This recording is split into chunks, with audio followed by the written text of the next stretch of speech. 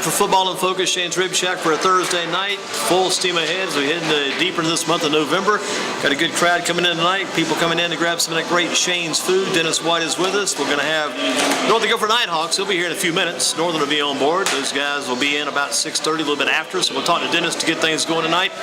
And again, a great night for football talk. Great night for some Shane's food on Westover Terrace as we wind down the season here. And cold weather comes on, Dennis. People start to think about ribs and chicken and barbecue a bit more when the weather gets colder, right? Yeah, you're exactly right. It's on my mind.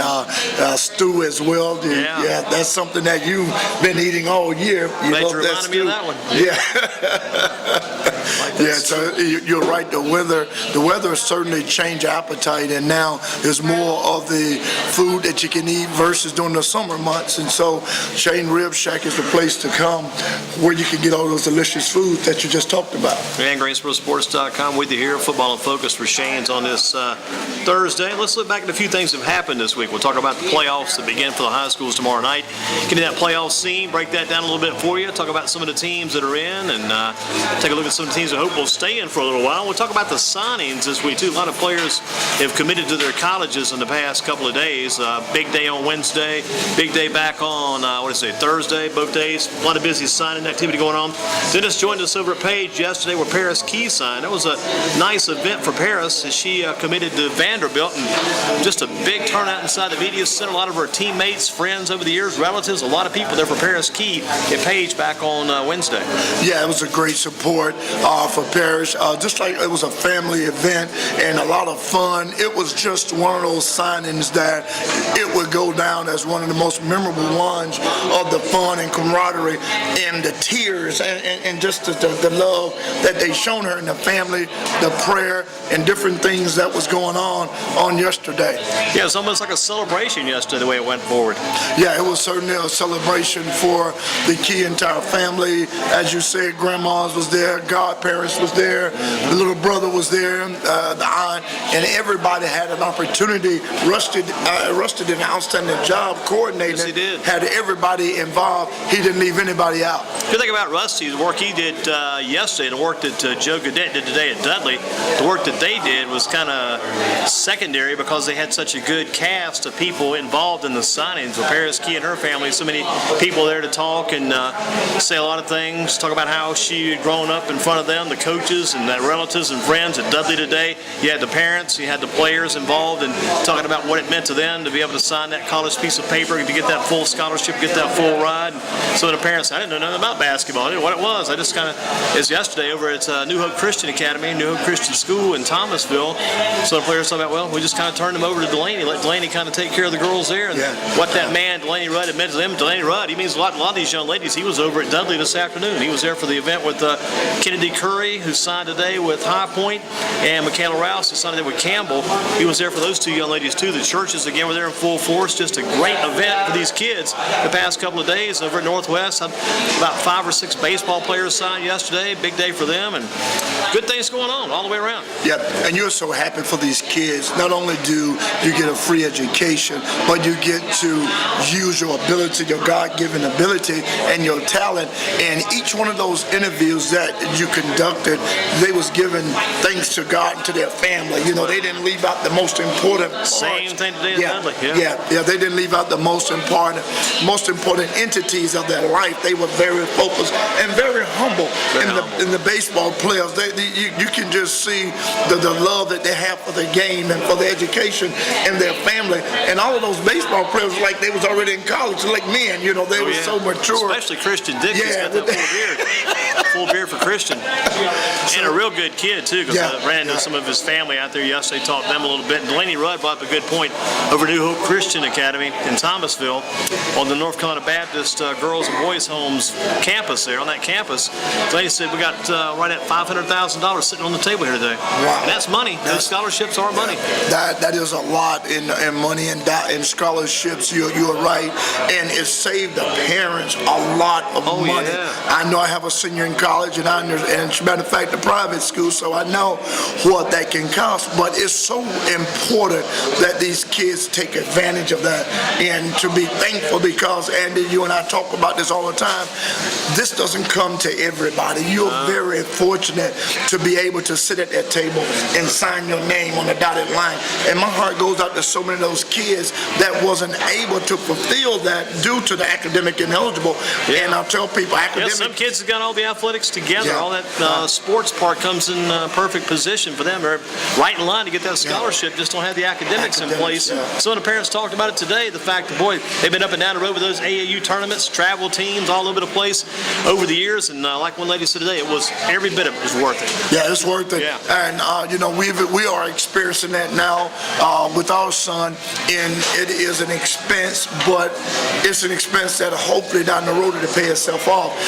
The thing about it is that the AAU circuit, you are gone half of the summer on the road, right. and you'll play a few games here at this local sports venues here, but majority of your travel is on the road, and that's a lot of money that you have to pay for the road travel, but it's worth it because you're investing in your kids. See, it's interesting at New Hope Christian School yesterday, New Hope Christian Academy, New Hope Christian School over in Thomasville, the boys basketball team was there to support the girls. Yeah. And boy, some of those guys in that basketball team, Mike Shaw's the coach. He's been an AAU coach for a while. His son played at Northeast a few years ago. I think now he's finishing up an extra year at New Hope.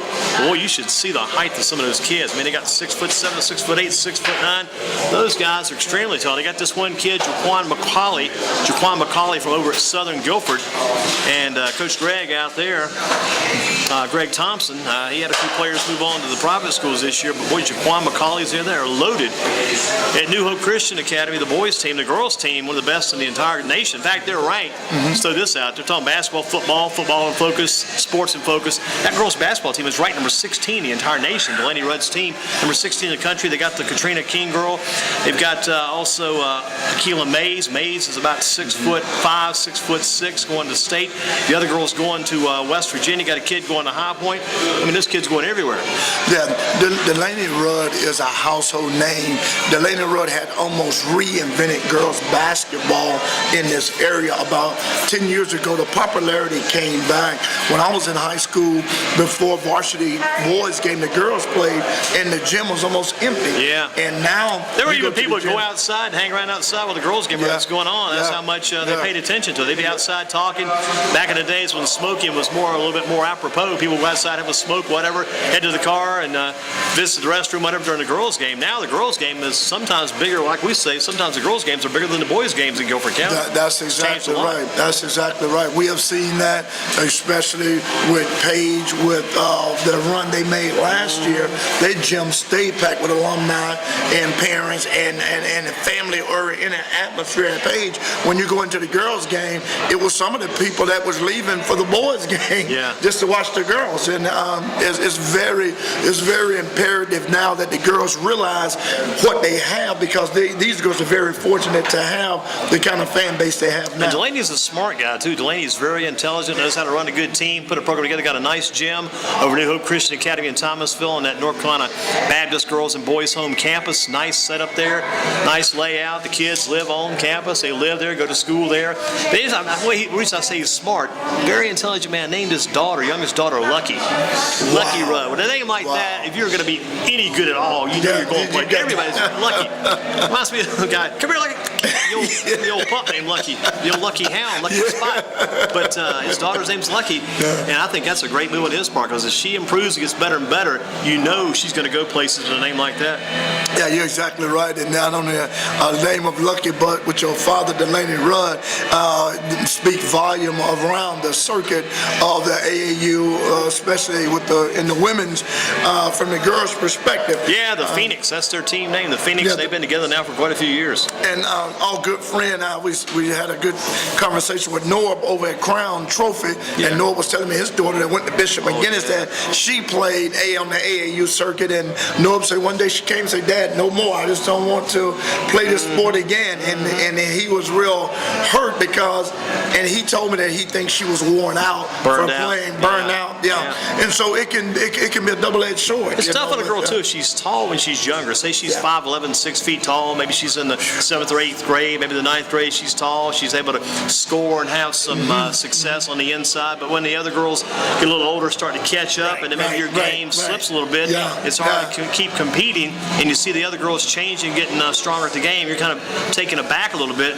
That's when you start to kind of reassess, reevaluate things. So where am I really at with this game? How far can I go, and how far should I consider trying to keep going? Right, and now girls tryouts, Andy, Coach Debbie Jones can certainly want to attest to this. Girls tryouts now, there's more girls coming out for the tryout than almost boys now because of, as I said, how girls basketball has resurfaced. And now you used to have a 3-day tryout. Now you almost have to have a week's tryout just to be able to surf, because now girls are going to schools just to play on that team. They are. They didn't do that in the past. One of the top players at Southern Guilford is now out at New Garden Friends School. She'll be there this year. Big girl in the middle, Morris. Wow. Weema Morris, I think her name is Morris. She's out there at New Garden Friends School for this season. Like I say, got girls going to different schools now to play ball. We talked about Mays. Mays left Dudley. She's with Delaney Rudd. She played with Delaney during the summer. She's moved over there.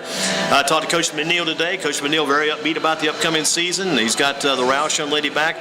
He's also got Kennedy Curry, great leader. Curry, solid as a rock, great talker, great speaker, great leader for the team. He's got that little stocky guard I liked so much last year. She's back. She's probably lost about 10 or 15 pounds. Right. Another little girl came over from Allen Middle School, had that game. That's exactly right. She came on at the end, and she did an exceptional job. Everybody was surprised, getting rebound, running the floor, and then Essence Abraham will be back to shoot those threes and to take the ball up and down the court. So you're right. It's a lot of excitement as we build towards the basketball season. A lot of excitement, too, for the Dudley Panthers. Their big linebacker, Tong Majak, got the Rotary Club's Player of the Week this week. Guilford County Rotary Club, they call it the Bob Sawyer Guilford County High School Football Player of the Week. Tong Majak out of Dudley. That's good. I think he's the first Dudley player. Maybe Mosley might have got earlier. I think he may be the first Dudley player to get this year. Goes to a defensive player, and a guy well-deserved in Tong Majak. Yeah, and then it's the story behind Tong. The Magic Man and the Majak Man. Yeah, the story behind Tong, when he was at Harrison, he didn't play much football. Tong was wrestling, and Tong played baseball. I know he's big into baseball. Yeah, he loved, he is a baseball fanatic. And so as we was talking last week to one of the Dudley kids that is playing basketball, he's now saying that they talked him into playing football his senior year, and that's almost like Vance, Khalil Vance. Oh, yeah. He never played football. He was always focused on basketball. And so that's like Tong. He might have played back in the youth level, back when they were younger, but hasn't played much since then. Right. And Tong, the same story with Tong. He was into baseball and wrestling, and then he converted to football. He's an outstanding football player. I mean, he played at linebacker position. Register outshined him because of his name and because of his last year notoriety. But Tong Majak, we've seen Tong do an outstanding job. He had 2 interceptions in one game this year. Yeah, he's had a great year. He's been a big asset to that team. Big addition to that defense. And it kind of helps, too, because they lost Reggie Tatum and moved over to Page. And Tong just kind of stepped right in, got his spot, and took over and runs it well, along with Elijah Harris, Chris Register, and all those Dudley linebackers. And Randall Diab is another name. Good Diab, he's making a name for himself, another big wrestler. He's making a big name for himself. And I was thinking about something you said today. Dudley names, that list get longer and longer every week. And I'm like, wow, Andy, where did he come from? And I know. Even the running backs last week when they put in the end of the game, they was doing an outstanding job. They were for their future backs. And that quarterback of the future, too, Alan Hooker Jr., I guess, or the young Hooker, is going to be a good one, no doubt about him. Yeah, his DNA is nothing but quarterback. Good thing that kid's got going already. He's already tall. He's already tall, and he's tall, and he's been around one of the greatest mentors anybody can have. Alan Hooker have helped a lot of young quarterbacks out, have done a lot for the area of football around here. And so you're right, we have a bright future ahead of us in Guilford County. There's a big football game tonight, by the way, over in High Point. High Point Central hosting Huntersville Hopewell tonight. And Hopewell comes in 6-5, and High Point Central 8-3. Got Jamel Mack, their fine quarterback, Juwan Foggy, Jermaine Pratt, Tim Gorham. I mean, the list goes on and on. All those good receivers they've got over there to go with that. And I would think Central will be the favored team, but Huntersville Hopewell comes in, played A.L. Brown out of Kannapolis, real tight game last week. Plus Hopewell, their running backs coach, offensive running backs coach over there, which you expect your running backs to be on offense. I think he might be offensive coordinator, maybe 2. Big part of what they do on offense offense coming in. Natron Means out of Central Cabarrus, North Carolina, San Diego Chargers. Wow. So you got Natron Means over at High Point tonight, coaching those running backs, working with that offense for Hopewell. It's going to be against High Point Central. There are a few people down around Hopewell calling for an upset tonight. But the High Point Central Bison fans are saying, no way, we're going to win this one. And they need to win that one because they got a chance to play Charlotte Catholic if they win tonight. Chance against Catholic next week. Could be meeting Dudley down the road, too. That could be a third-round matchup. Certainly, that would be a welcome matchup for the community because we know a couple of years ago, High Point Central came in and they upset then Smith Golden Eagles, who was 10-1. So High Point Central have came in Greensboro and been a spoiler. So 3 years later, can they do it again over at Tarpley Stadium, which is going to yet to be seen if they got, as you said, down the road. But that's very interesting, intriguing matchups. As I looked at that Natron Means household I think he might have played on that San Diego team, went to the Super Bowl that year when they played the Falcons. Certainly did. Back in the day, I think Means was on that Super Bowl team. Natron Means speaks pretty well for his abilities. Yeah, and you're seeing that a lot of the NFL players are coming back to high school. That's right. They're coming back, giving back to where they got their start, and they know how important it is. There was a ton of those guys coaching at Charlotte Christian at one time. I think one time where the Perry brothers, William Perry's brother, was over that way. And Andy was the radio broadcaster. Charlotte Panthers he was involved in that, and we was at Smith for that jamboree. He was there that too, year, and he was there. Yeah, and you was calling out all those guys' names that was there. They had it was a NFL reunion that year. Yeah, the Perry guy was William Dean Perry. That was, William Dean, Big William went to Clemson and went to. And another guy coaching down that way too is Brad Hoover. Brad Hoover. Panthers. He's got a football coaching job down that way. And we see now even. And that other guy you think about Eugene Robinson. He's the commentary guy. Yeah, Eugene Robinson. And then over now at Page, we see Page have one of the former Tar Heels and also a Carolina announcer that is coaching softball. Oh, yeah. And from Grimsley. Right. And, that's amazing how these guys coming back. A&T Aggie over there too, coaching football still. Yes. Jesse Britt over at Page played with the Steelers, so even local. And I saw his son Ed Britt on TV last Saturday night watching the Liberty University Flames football game. They had it on tape delay on TCT radio or TV last week. But watching that game, Ed Britt in the defensive backfield for Presbyterian. Wow. And Ed had the big broke up a couple of plays against the Liberty receivers, but there was Ed Britt right on TV. Yeah, and then Ed, one of those guys that we interviewed, one of the guys with James Summers' group, one of those guys that won the state championship. Ed Britt was a hitter. He was a catalyst of that defense, and now his younger brother, Dominic, is on the scene. Remind me so much of Ed, and just on offense. Yeah, it's a good thing, too, that Ed's doing what he is. He's on TV, getting that kind of coverage. Very good cover man, getting the job done there, and just got to be proud about what's happened with that Britt family, having a chance to go play at Presbyterian. Again, as a sophomore, started in the defensive backfield for the Blue Hose, which you probably know a little bit about, being out of South Carolina. Used to be a big Thanksgiving Day game every year in South Carolina was Presbyterian versus Newberry. Presbyterian versus Newberry. You're exactly right. And, there's all those big rivalry games. You'll never forget those. Those are the schools that you wanted to go to, the Furman Paladins. Everybody was Furman back then. Oh, yeah. That was a real tough school. And Presbyterian. Art Baker coached That's right. That's right. And the Paladins, that's when and then the Citadel, back in the day, the Citadel. Yeah, I think Lou Holt's coached down there too back in the day. Back in the day, And those schools, as and you Dick said. Sheridan, if I'm not mistaken, Dick Sheridan coached at Furman for a while. At Furman, he was the Furman coach when I was in high school. Dick Sheridan coached later at NC State. Dick Sheridan was the coach at Furman Paladins. They put those schools on the map for football, and Ed Britt and Reggie Dillard also playing basketball. He's down there too, and he'll be in Winston tomorrow.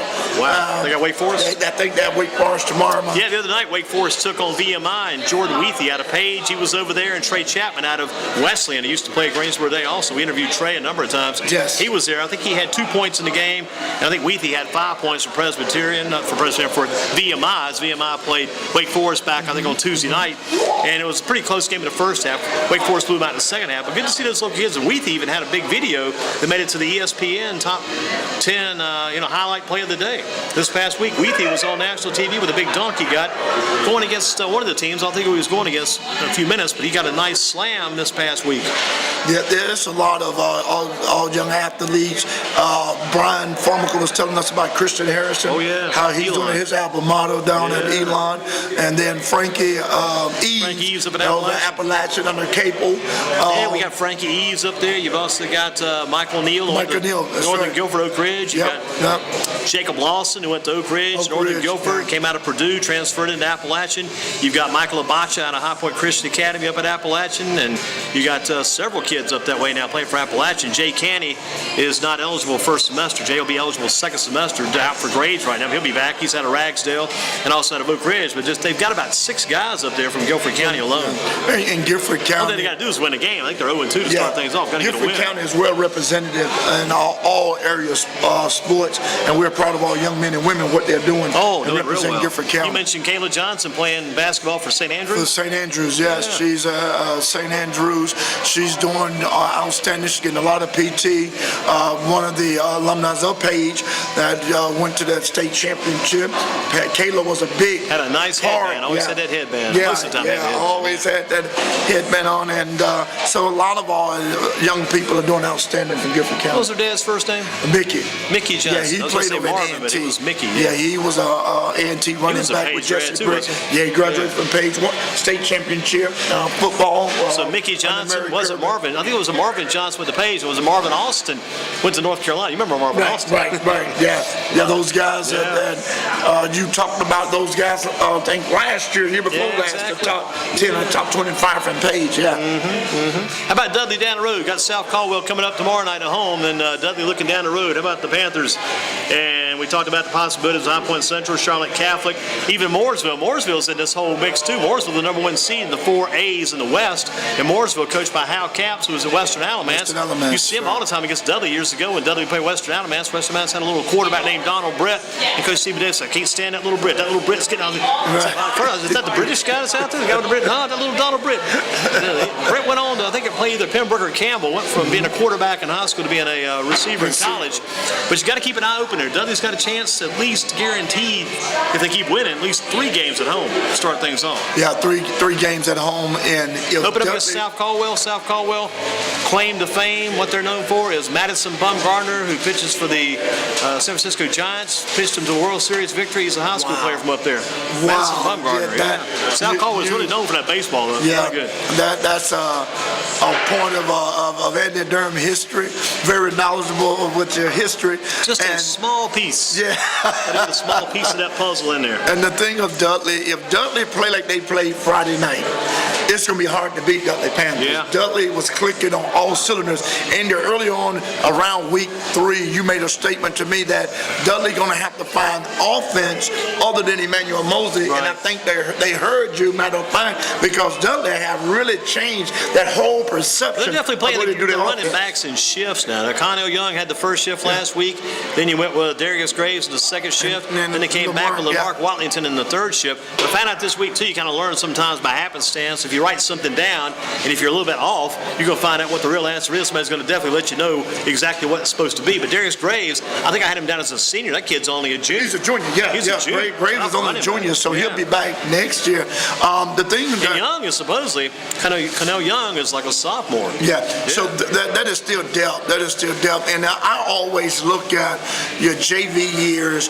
Yeah, I go to your middle school years. I look at the years that you won middle school championships with your team. If you win your 7th and 8th grade year, then that team is going to be your juniors and seniors, and they're going to play the same kids that they played when all of them was in middle school.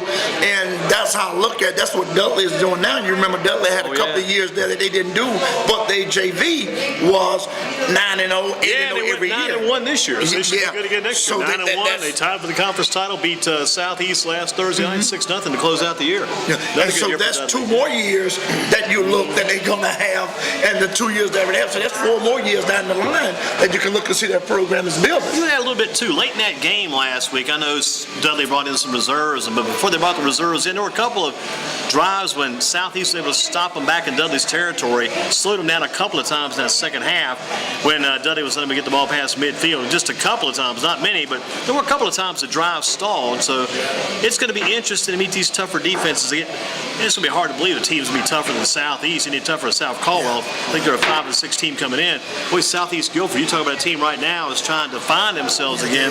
It's almost like the forgotten team. People forget about Southeast Guilford. They've won to Mount Tabor, got a real tough draw tomorrow night. Yeah, they got a tough draw. And how did Grimsley get that home game, huh?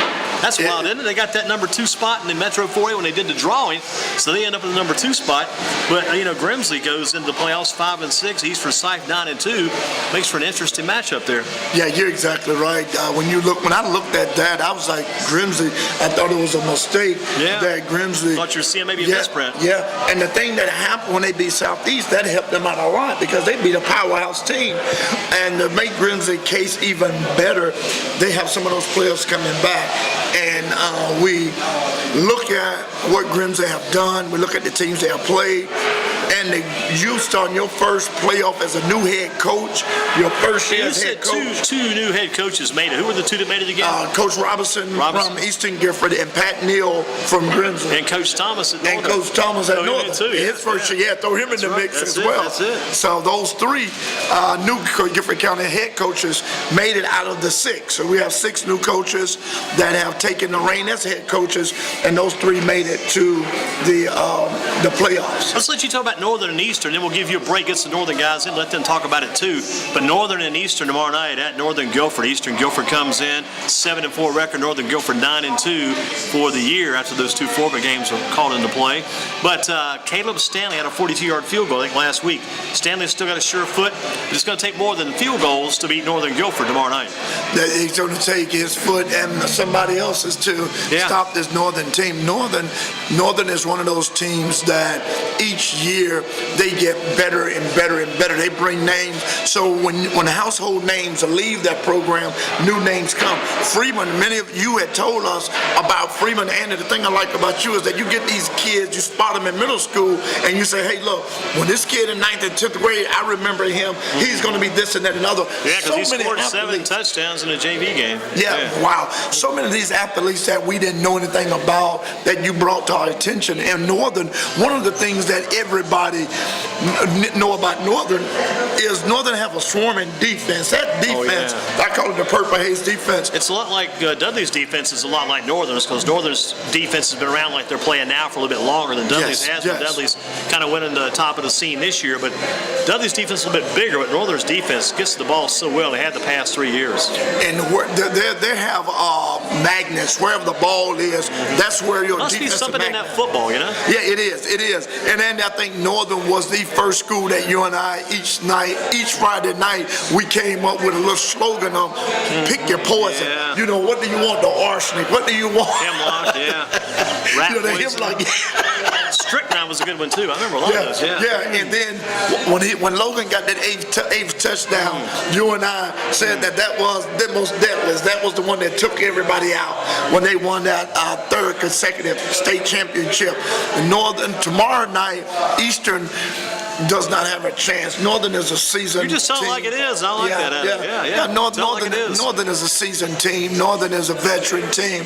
Northern does well at home, and they beat Eastern early in the year 41 to nothing. Right. So, once you beat a team 41 to nothing, it's kind of hard to come back in playoffs 3 weeks later, and you can expect anything different. But to give Eastern Gifford credit, you made it to the playoffs. You should have a better chance the second time, too. You got to do better. That's your goal going in. Let's improve upon this 41-0. We're trying to get a win. We want to definitely do better than 41-0. First thing we want to do is hold them to as little point total as we can. Second part is, you see the 41-0, one of our major objectives, we've got to get on the scoreboard. Get on the scoreboard. We want to win, we got to at least score. Yeah. And I think now, and the playoffs are totally different in regular season because coaches change their mindset, their plays, because now whatever you call on Friday is going to take you to the next Friday or take you to the next spring.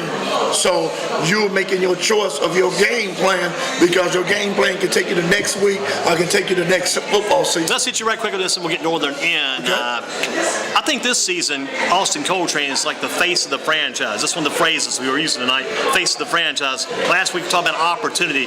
Who do you think is the face of their franchise at Northern over the past 6, 7, 8 years since they've been around? Face of the franchise. Face of the franchise, that is active now. That has been over the course of time. I think T.J. Logan, and without a doubt, as well. You know, there's two. Keenan Allen step out, and then you can't forget Coach Johnny Roscoe. Oh yeah, that's true. That's a good point. Coach Johnny Roscoe came in and rebuilt and built a community. Many people look at Johnny Roscoe. And another name you got to put in there too. You got to put Daniel Downing in there. You've got Daniel to put just kind of carried that team and was just a great face of the franchise. And you talk about the face of the franchise. You can put each one of them in a category. Logan would be the serious face. Daniel Downing would be the comedy face. You need comedy as well. Daniel Downing was the guy that keep everybody loose. He was the guy that kept everything together. You can be down, and Daniel Downing be smiling, saying, "We got this game. We get that." Was Daniel's job. Daniel Downing would pick you up. Yeah, he will. He would pick you up, then he'll knock you down because he was that type of guy. Daniel loved the media. He enjoyed us being around. He really kid's picking up on that too is Khalil Vance. He enjoys that media work. Yes. Yeah, saw him again today. Good kid at Dudley, and I'd like to see the kids kind of get involved in that because we'll talk about these kids forever. And in fact, we'll talk about these Northern players some now. Let's if Austin Coltrane made it tonight, Coach said he was going to try to get in with the group. Those guys did a good job. Very good talkers. Outstanding job. Very educated. Very impressed. Very young men. Great student athletes. And well prepared when they came in. Very well ready. Yeah, and all of them seem to be right on the same I hope they watch this back in the sports marketing class where sometimes they've been known to do that. They'll go back and watch this video back the next day in that sports marketing class. You're exactly right. Outstanding guys of the Northern Nighthawks. You can see they're gentlemen on the field and gentlemen off the field. That's a tight-knit bunch there, tight group, tight unit. This is what you look forward to when you go to your 20th year class reunion. You remember the talks that you have and remember all of the things that you shared. And as a leader right there, born leader, Mr. Coltrane. Yeah, Mr. Coltrane, Mr. Claich. Thank you guys. Thanks for coming. Appreciate it. Good luck tomorrow night. It's a good group. Wonderful group of guys. And they're not big guys. They're not big guys either. Like taller than it is. CJ's pretty tall, and Luke Reynolds is pretty tall too. But as far as the thickness and big, you know, like the Dudley guys, you know, Register, McLean. Big, yeah. Well, Dennis, it's been a good night tonight. A lot of good activity going. What about this Northwest Guilford Page matchup tomorrow night? I got John Sugg. He's going to start at center and also defensive end. Their center for Northwest is down, so John will be starting both ways. What are your thoughts about that game? It's going to be a very interesting game. This is a game that you going into the first round of the playoffs. You have two good teams. You never know which Page team going to show up. Page have been very inconsistent this year, very indecisive in how they are playing. But Northwest have that running attack, that great defense. Page going to really have to bring the name I wrote down from Page. The name I wrote down, Jacon Johnson. Remember Jacon Johnson? That kid who got hurt in that game a while back. We were in that Dudley game. That guy was showing us some promise in that game until he went down with injury. Yeah, he really was. He was doing a good job running the ball. The thing about it is everybody knows Jalen Gavin. And once you're one-dimensional, it's hard to do anything. You got to get Murphy involved. You got to get everybody involved tomorrow night. Timothy Wharton. Got to get all those guys involved. You're going to have to do a lot of things. You have to go toward the brothers there, too. Is it the Williams brothers, those running backs? Yes. Caleb and Michael Williams. Those two young kids, the two twins. Hopefully get those guys involved, too. Bring out all forces.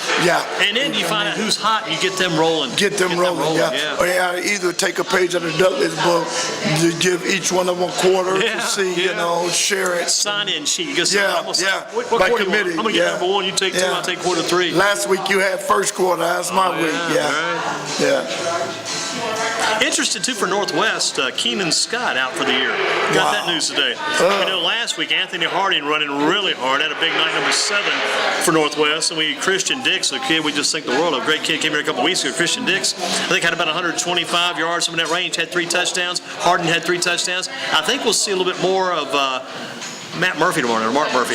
Yeah, Murphy. Mark Murphy, yeah. He'll probably be the 3rd running back. But again, the word we got on Keenan Scott out for the year. Wow, that's a big loss right at the that's right at 800 time. yards. Yeah, right at the time that you need your premier back. But it's a good thing you have backs by committee. Scott has really been outstanding back, the one that can give you that burst around the ends and give you the long. Remember, he had a big game against Northern when he did that game. He certainly did. Certainly did. Got to watch out for Harding. Got to watch out for also in that backfield, right, Christian Dix. We mentioned John Sugg up front. Page, you mentioned already, got to get more than Gavin. Yeah, you got to have more than Gavin because How about Dominic Britt? Let's get Dominic having a big game. What do you think? Yeah, Britt must have a big game. He can run more than people think, too. I think he can also run some for them. He certainly can. And I think that is one of my most disappointing teams this year have to be the Page Pirates because I came in the summer after the 15. I had Page ranked 1 in the 4A Metro, and due to the defense, due to the offense, but you didn't get the memo. Right, you didn't get the memo about that Dudley defense. That's right. That's exact. I missed that one totally, and that was one I'm glad you gave it to me. I didn't give it to you. Dudley gave it to me. They gave it to us. They gave it to us. Yeah. The thing about it is that Page they had a tough schedule. Anytime you have a tough schedule, you can lose morale. You can lose your whole identity of things you're trying to do. Loss is a pretty big loss. Yeah, it is. It really is. Got behind early. Yeah. And once you lose those games like that, it's like that Grimsley game, like it took the wind out of their sail. Yeah. And then how would you like to lose against Grimsley, one of the weakest in your conference, then have to turn around the next week and play the strongest in your conference? That'd have to be hard. And I know And then you do all that to get there, and then you played all year long. You were 9-0, and now you're on the road in the first round of the playoffs. Hit the road round 1. Hit the road round 1 against a tough team. Well, Dennis, what are your thoughts about the other games quickly as we break it down, Shane's Rib Shack for a Thursday Football in Focus? Good visit tonight from the Northern Guilford Nighthawks. We talked about Dudley. We talked about Page and Northwest. Talked about Northern Eastern.